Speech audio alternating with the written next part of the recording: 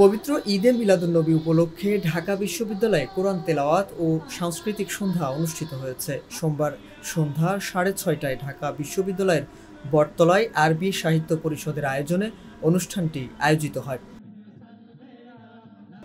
অনুষ্ঠানে বিশ্বজয়ী হাফেজ নাজমুস সাকিব, হাফেজ বশির আহমদ, হাফেজ নাসরুল্লাহ আনাস ও আন্তর্জাতিক কারি আবু সালেহ মোহাম্মদ মুসা কোরআন তেলাওয়াত করেন।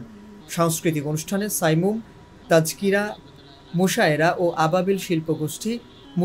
ও আবাবিল শিল্পগোষ্ঠী ইসলামিক গান পরিবেশন করেন।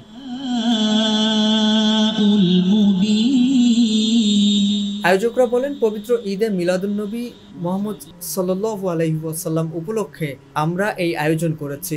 সুস্থ ধারা সংস্কৃতি বিস্তারে আমাদের সামান্য প্রয়াস।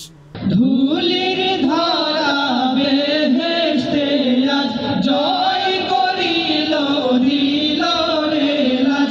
ধুলির ধারা বেহেশতে আজ জয় করিল দিল রে রাজ।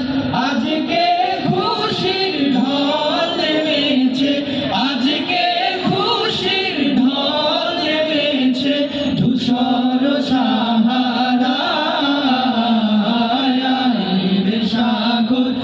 আকাশ বাতাস দেখবি যদি আয় সাগর, আকাশ বাতাস দেখ।